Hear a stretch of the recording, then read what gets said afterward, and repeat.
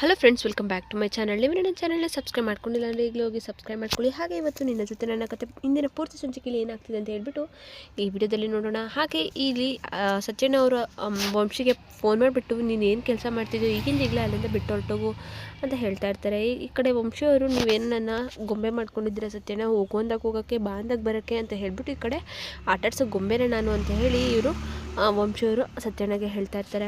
ಆಗ ಸತ್ಯಣ್ಣ ಅವರು ಅಜಿತ್ಗೆ ಎಲ್ಲ ವಿಷಯನೂ ಗೊತ್ತಾಗ್ಬಿಟ್ಟಿದೆ ಅಂತ ಹೇಳಿ ಹೇಳ್ತಾ ಇರಬೇಕಾದ್ರೆ, ಬೇಡ ಅಲ್ಲಿಂದ ಹೊರಟ್ಬಿಡು ನೀನು ಅಂದಾಗ, ಇಲ್ಲ ಸತ್ಯಣ್ಣ, ನಾನು ಬಂದಿರೋ ಕೆಲಸ ಮುಗಿಯೋವರೆಗೂ ಕೂಡ ನಾನು ಯಾವ ಅಜಿತ್ ಸಾಹೇಬ್ರಿಗೂ ಕೂಡ ಎದುರ್ಕೊಂಡು ಈ ಮನೆಯಿಂದ ಒಂದು ಹೆಜ್ಜೆನೂ ಕೂಡ ಆಚೆ ಇಡಲ್ಲ ಅಂತ ಹೇಳಿ ಹೇಳ್ತಾ ಇರ್ತಾರೆ.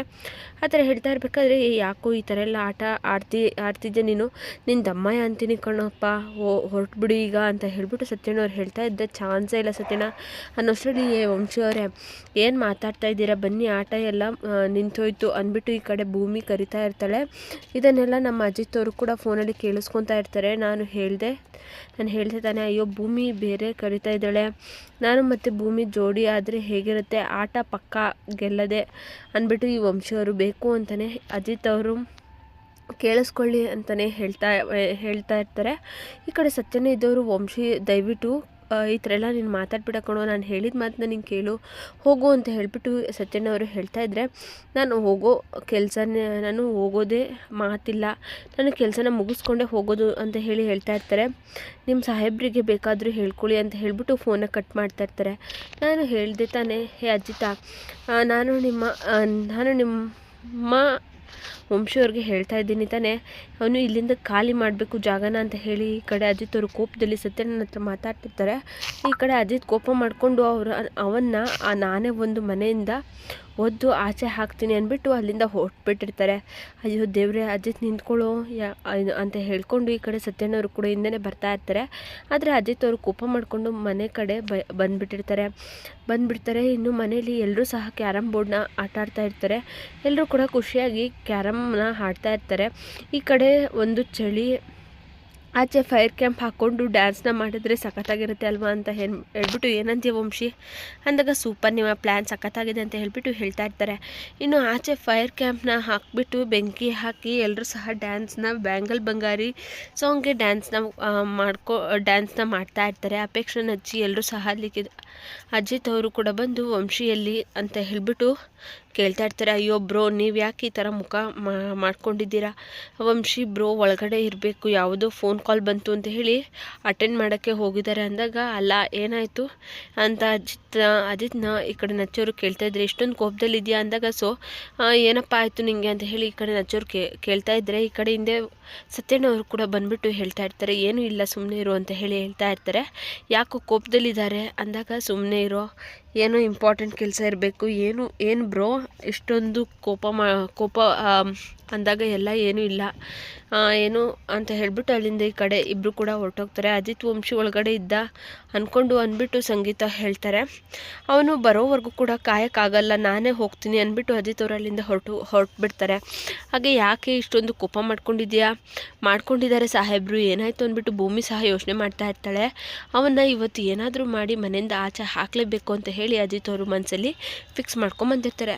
ಅಜಿತ್ ಕೋಪ ಮಾಡ್ಕೊಂಡಿರ್ತಾರೆ. ಇನ್ನು ಮನೆಯವರೆಲ್ಲರಿಗೂ ಕೂಡ, ಸತ್ಯ ಏನಾಗಿದೆಯೋ, ನಮ್ಮ ಅಜಿತ್ಗೆ ಫುಲ್ ಕೋಪದಲ್ಲಿದ್ದಾನೆ, ಈ ರೀತಿ ಇದ್ದಾನೆ ಇವತ್ತು ಅಂದಾಗ, ಅಯ್ಯೋ ಯಾವ ಕೋಪನೂ ಇಲ್ಲ, ಏನೂ ಇಲ್ಲ, ಅವನು ಈಗ ತಾನೇ ಕೆಲಸದಿಂದ ಬಂದಲ್ಲ, ಅದಕ್ಕೆ ಸ್ವಲ್ಪ ಈ ಥರ ಇದ್ದಾನೆ ಅಂತ ಹೇಳಿ ವಂಶಿನ ಭೇಟಿ ಮಾಡಬೇಕೇನೋ ಅಂತ ಹೇಳಿಬಿಟ್ಟು ನಾನು ಹೋಗಿ ನೋಡ್ತೀನಿ ಅಂದ್ಬಿಟ್ಟು ಒಳಗಡೆ ಬರ್ತಾರೆ ಸತ್ಯಣ್ಣ.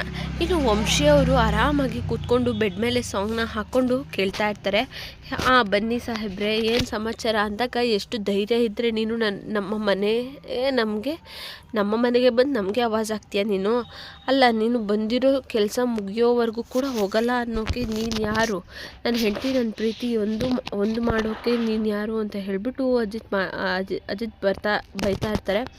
ಅಯ್ಯಯ್ಯೋ, ಆ ರೀತಿಯೇನಿಲ್ಲ, ಹೆಂಡ್ತಿನ ಪ್ರೀತಿ ಒಂದು ಮಾಡೋಕ್ಕೆ ನಾನು ಯಾರು, ಆದರೆ ನೀವು ಪ್ರೀತಿ ಹೇಳ್ಕೊತಾ ಇಲ್ವಲ್ಲ ಭೂಮಿ ಹತ್ರ, ಅದೇ ನೋಡಿ ನನ್ನ ಪ್ರಾಬ್ಲಮ್ ಅಂತ ಅಂದಾಗ, ನನ್ನ ಇಷ್ಟ ಅಂತ ಹೇಳ್ಬಿಟ್ಟು ಅಂದಾಗ, ನಾನು ನೋಡಿ ನೀವು ಏನು ಹೇಳ್ತಿರೋ ಬಿಡ್ತಿರೋ ಗೊತ್ತಿಲ್ಲ, ನನಗೆ ಗೊತ್ತಿಲ್ಲ, ನಾನು ಈ ಮನೆಯಿಂದ ಆಚೆ ಹೋಗಬೇಕು ಅಂದರೆ ನನಗೊಂದು ಕಂಡೀಷನ್ ಇದೆ ಅಂದಾಗ, ನಮ್ಮ ಮನೆಗೆ ಬಂದು ನಮಗೆ ಕಂಡೀಷನ್ ಲೆವೆಲ್ಲ ನಿನಗೆ ಹಾಕೋಷ್ಟು ಧೈರ್ಯನ ಇಲ್ಲಿಂದ ಹೋಗ್ಬಿಡು ಅಂತ ಹೇಳ್ತಾ ಇರಬೇಕಾದ್ರೆ ರ್ಯಾಶಾಗಿ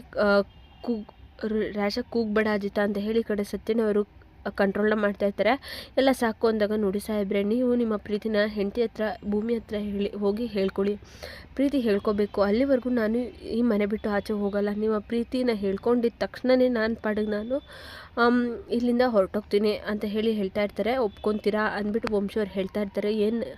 ಏನೋ ನಿನ್ನಿಂದ ನಾನು ಪ್ರೀತಿನ ಹೇಳ್ಕೊಬೇಕಾದ ಅಷ್ಟರಲ್ಲಿ ಅಲ್ಲಿಗೆ ಅಪೇಕ್ಷೆ ಅವ್ರು ಬಂದು ಇವರಿಬ್ಬರು ಮಾತಾಡ್ತಿರೋದನ್ನು ಕೇಳಿಸ್ಕೊತಾ ಇರ್ತಾರೆ. ಅಲ್ಲ ಸಾಹೇಬ್ರೆ, ನೀವು ಮತ್ತೆ ನಿಮ್ಮ ಹೆಂಡತಿ ಮದುವೆನೇ ಆಗಿಲ್ಲ, ನೀವು ಅವರನ್ನು ಪ್ರೀತಿನೇ ಮಾಡ್ತಿಲ್ಲ, ನಿಮ್ಮದು ನಿಜವಾದ ಮದುವೆನೇ ಅಲ್ಲ ಅಂತ ನನಗೆ ಚೆನ್ನಾಗಿ ಗೊತ್ತು.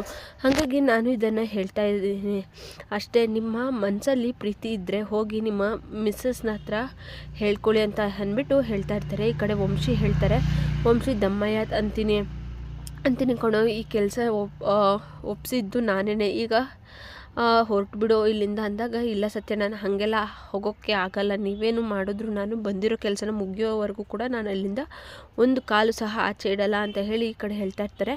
ಅಂತ ಹೇಳ್ಬಿಟ್ಟು ಈ ಕಡೆ ವಂಶಿಯವರು ಕೂಡ ಸತ್ಯನ ಜೊತೆ ವಾದ ವಿವಾದ ಮಾಡ್ತಾ ಇರ್ತಾರೆ. ಅಲ್ಲ ಇವನಿಂದ ನನ್ನ ಪ್ರೀತಿ ನೀವೇ ತಾನೇ ಹೇಳಬೇಕು ಅಂತೇಳಿ, ಅಲ್ಲ ಎಷ್ಟು ಧೈರ್ಯ ಅವನಿಗೆ ನಮ್ಮ ಮನೆಗೆ ಬಂದು ನನಗೆ ಚಾಲೆಂಜ್ ಆಗ್ತಾಯಿದ್ದಾನೆ ಅಂದಾಗ, ಅಲ್ಲ ಸಾಹೇಬ್ರೆ, ನೀವು ಪೊಂಡ್ರು ಪೋಖ್ರಿನೆಲ್ಲ ಹೊಡೆದು ಸೆಲ್ಗೆ ಹಾಕ್ತೀರಾ ನಿಜ ತಾನೇ, ಆದರೆ ನಾನು ಆ ಥರ ಅಲ್ಲ, ನಾನು ಬಂದಿರೋ ಕೆಲಸ ಆಗೋವರೆಗೂ ಕೂಡ ನಾನು ಎಲ್ಲೂ ಹೋಗಲ್ಲ ಅಂತ ಹೇಳ್ಬಿಟ್ಟು ಹೇಳ್ತಾ ಇದ್ದೀನಿ. ಈ ಕಡೆ ನಮ್ಮ ವಂಶಿಯವರು ಕೂಡ ಫುಲ್ ಬೆಡ್ ಮೇಲೆ ಕೂತ್ಕೊಂಡು ಹಾಡನ್ನ ಹಾಕ್ಕೊಂಡು ಕೇಳ್ತಾ ಇರ್ತಾರೆ. ಹಾಗೆ ಅಜಿತ್ ಕೋಪದ ಮೇಲೆ ಕೋಪ ಜಾಸ್ತಿ ಮಾಡ್ಕೋತಾ ಇರ್ತಾರೆ. ಜೊತೆಗೆ ಬಂದುಬಿಟ್ಟಿದ್ದಾರೆ. ಹೋಗ್ಬಿಡಿ, ಬಿಡಿಸೋರು ಒಬ್ಬರು ಎಲ್ಲರೂ ಕೂಡ ಬರ್ತಾರೆ. ನಾನು ನಿನ್ನನ್ನು ಏನಾದರೂ ಅದನ್ನ ಪಕ್ಕ ಬಿಡಿಸೋಕ್ಕೆ ಸಾಧ್ಯನೇ ಇಲ್ಲ ಅಂತ ಹೇಳಿಬಿಟ್ಟು ಅಜಿತ್ ಕೂಡ ಕೂಗಾಡ್ತಾ ಇರ್ತಾನೆ. ಅಯ್ಯೋ ಸಾಹೇಬ್ರೆ, ನೀವು ಇಷ್ಟೊಂದೆಲ್ಲ ಕೂಗಾಡ್ಬೇಡಿ, ನನಗೂ ಮೊದಲೇ ಭಯ, ನಿಮ್ಮ ಈ ಥರ ಕೂಗಾಡ್ತಿರೋದನ್ನು ನೋಡಿದ್ರೆ ನಾನು ನಡೀತಾ ಇರ್ತೀನಿ ಇಲ್ಲಿ ಅಂದ್ಬಿಟ್ಟು ವಂಶಿ ಹೇಳ್ತಾ ಇರ್ತಾರೆ.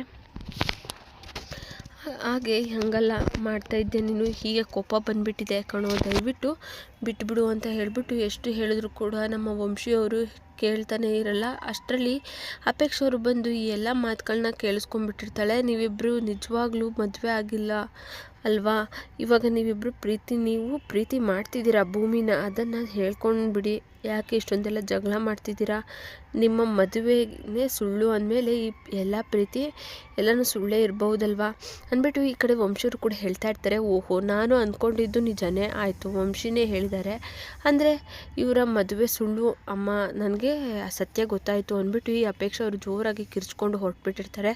ನೋಡಿ, ಎಲ್ರಿಗೂ ಗೊತ್ತಾಗೋಯ್ತು, ಮನೆಗೆ ಈ ಅಪೇಕ್ಷೆಗೆ ಗೊತ್ತಾಯಿತು ಕೊನೆಗೂ ಕೂಡ, ಅಂದರೆ ಮುಗೀತು ಕತೆ, ಟಿವಿ ಇದ್ದಂಗೆ ಅವಳು ಎಲ್ಲ ಕಡೆಗೂ ಸಾರ್ಬಿಡ್ತಾಳೆ ಅಂದ್ಬಿಟ್ಟು ಸತ್ಯನವರು ಹೇಳ್ತಾ ಇರ್ತಾರೆ. ಇವಳು ಇವಾಗ ಎದ್ನೋ ಬಿದ್ನೋ ಅಂತ ಹೇಳಿಬಿಟ್ಟು ಹಾಲ್ ಕಡೆ ಹೋಗ್ತಾ ಇರ್ತಾಳೆ. ಇನ್ನು ವಂಶಿ ಅವರಿದ್ದವರು ಈ ಎಲ್ಲ ವಿಷಯನೂ ಹೇಳಬೇಕು ಅಂತಲೇ ಈ ರೀತಿ ಎಲ್ಲ ಮಾಡಿರ್ತಾರೆ. ಸಾಧ್ಯ ಅಂದ್ಬಿಟ್ಟು ವಂಶಿ ನಗ್ತಿದ್ರೆ ಅಜಿತ್ ಅವರು ಈ ಅಪೇಕ್ಷೆಯಿಂದನೇ ಓಡ್ತಾ ಇರ್ತಾರೆ. ಹೇ ವಂಶಿ, ಇಲ್ಲಿಂದ ಹೊರಟ್ಬಿಡೋ ನೀನು ಅಂತ ಹೇಳಿಬಿಟ್ಟು ಹೇಳ್ತಾ ಇರ್ತಾರೆ. ಸತ್ಯನೇ ಹೇಳ್ತಾರೆ, ಮತ್ತೆ ಅಮ್ಮ ಎಲ್ಲ ಗೊತ್ತಾಗೋಯ್ತು ಸತ್ಯ ಅಂದಾಗ, ಹೇ ಅಪ್ಪು, ಏನು ಹಿಂಗಾಡ್ತಿದ್ಯಲ್ಲ ನೀನು, ಏನು ಸತ್ಯ ಗೊತ್ತಾಯಿತು ನಿನಗೆ, ಯಾಕೆ ಎಲ್ಲರೂ ಕೂಗ್ತಿದ್ಯಲ್ಲ ನೀನು ಅಂತ ಹೇಳಿ ಕೇಳ್ತಾ ಇರ್ತಾರೆ. ಮಾವ, ನಾನು ಹೇಳಿದ್ದೆ ತಾನೇ, ಇಷ್ಟು ದಿನ ಆದರೂ ಇವರಿಬ್ಬರು ಮದುವೆನೇ ಆಗಿಲ್ಲ ಅಂತ ನಾನು ಹೇಳ್ದಲ್ವ, ಅದು ನಿಜ ಅಂತ ಹೇಳಿ. ಏನಪ್ಪು ಅಂದಾಗ, ಅದು ಅಜಿತ್ ಮತ್ತು ಭೂಮಿ ನಿಜವಾಗ್ಲೂ ಮದುವೆನೇ ಆಗಿಲ್ವಂತೆ ಅಂದ್ಬಿಟ್ಟು ಹೇಳ್ತಾ ಇರ್ತಾರೆ. ಈ ಕಡೆ ಭೂಮಿಗೆ ಶಾಕ್ ಆಗ್ತಾ ಇರುತ್ತೆ. ಶಾಕ್ ಆಗೋಗುತ್ತೆ. ಹೌದು, ವಂಶಿನೇ ಈ ಬಾಯಿ ಬೇರೆ ಬಿಡ್ತಾ ಇದ್ದ, ಬಾಯಿ ಬಿಟ್ಟ ಅಲ್ಲಿ ಮದುವೆನೇ ಆಗಲಿಲ್ವಂತೆ ಅಂದಾಗ, ಅಪೇಕ್ಷೆ ನಿನಗೆ ಯಾವಾಗಲೂ ಈ ಥರ ನನಗೆ ನೀನು ತಿಕ್ಲಚ್ಬೇಡ ಅಂತ ಹೇಳ್ಬಿಟ್ಟು ಈ ಕಡೆ ಸಂಗೀತ ಅವರು ಬೈತಾ ಇರ್ತಾರೆ. ಹಾಗೆ ಈ ಕಡೆ ಬೈತಾ ಇರಬೇಕಾದ್ರೆ ಮತ್ತೆ ಯಾವಾಗಲೂ ಅವರೇ ಮದುವೆ ಸುದ್ದಿನೇ ನಿನಗೆ ಅಂತ ಹೇಳ್ಬಿಟ್ಟು ಆಗಿರೋದು ಏನು ಗೊತ್ತಾಗ್ತಿಲ್ವ ನಿನಗೆ ಅಂದ್ಬಿಟ್ಟು ಸಂಗೀತ ಅವರು ಬೈತಾ ಇರ್ತಾರೆ. ಹಾಗೆ ಈ ಕಡೆ ಅಪೇಕ್ಷೆ ಇದ್ದವಳು, ಅಮ್ಮ ನಾನೇನು ಚಿಕ್ಕ ಹುಡುಗಿ ಅಲ್ಲ, ನನಗೆ ಎಲ್ಲನೂ ಕೂಡ ಗೊತ್ತಾಗುತ್ತೆ, ನಾನು ಎಲ್ಲನೂ ಕೂಡ ಕೇಳಿಸ್ಕೊಂಡೇ ಬಂದಿದ್ದು, ವಂಶಿನೇ ಮಾತಾಡ್ತಿದ್ದ ಅದನ್ನು ಕೇಳಿಸ್ಕೊಂಡೇ ಬಂದಿದ್ದೀನಿ ನಾನು ಯಾಕೆ ಸುಳ್ಳು ಹೇಳಲಿ ಅಂತ ಹೇಳಿಬಿಟ್ಟು ಅಪೇಕ್ಷ ಅವರು ಹೇಳ್ತಾ ಇರ್ತಾರೆ. ಏನು ಹೇಳ್ತಾ ಇದ್ದೆ ನೀನು ಅಪೇಕ್ಷಾ, ನೀನು ನಿಜನಾ ಅಂದ್ಬಿಟ್ಟು ಶ್ರವಣ್ ಅವ್ರು ಕೇಳ್ತಾ ಇರ್ತಾರೆ. ಹೌದಮ್ಮ, ನಿಜವಾಗ್ಲೂ ವಂಶಿನೇ ಹೇಳಿದ್ದಾರೆ, ಇವರಿಬ್ಬರು ಕೂಡ ಮದುವೆ ಆಗಿರೋದು ಸುಳ್ಳು ಅಂತ ಹೇಳಿಬಿಟ್ಟು ಹೇಳ್ತಾ ಇದ್ದೆ. ಇಷ್ಟು ದಿನ ಆಡಿದ್ದು ನಾಟಕ ಅಂತ ನನಗೆ ಇವತ್ತು ಗೊತ್ತಾಗೋಯ್ತು ಅಂದ್ಬಿಟ್ಟು ಹೇಳ್ತಾ ಇರ್ತಾರೆ. ಎಲ್ರಿಗೂ ಸಹ ಶಾಕ್ ಆಗ್ತಾ ಇರುತ್ತೆ. ಇಲ್ಲಿಗೆ ಒಂದು ಸಂಚಿಕೆ ಮುಕ್ತಾಯವಾಗುತ್ತೆ. ಫ್ರೆಂಡ್ಸ್, ನಿಮಗೆ ವಿಡಿಯೋ ಇಷ್ಟ ಆಗಿದರೆ ಲೈಕ್ ಮಾಡಿ, ಶೇರ್ ಮಾಡಿ, ತಪ್ಪದೆ ಸಬ್ಸ್ಕ್ರೈಬ್ ಮಾಡ್ಕೊಳ್ಳಿ. ಮುಂದಿನ ಸಂಚಿಕೆಯಲ್ಲಿ ಏನಾಗುತ್ತೆ ಅಂತ ಹೇಳಿ ನಾಳೆ ಸಂಚಿಕೆ ಎಪಿಸೋಡ್ ಪ್ರೋಮೋದಲ್ಲಿ ತಿಳ್ಕೊಳ್ಳೋಣ. Thank you for watching.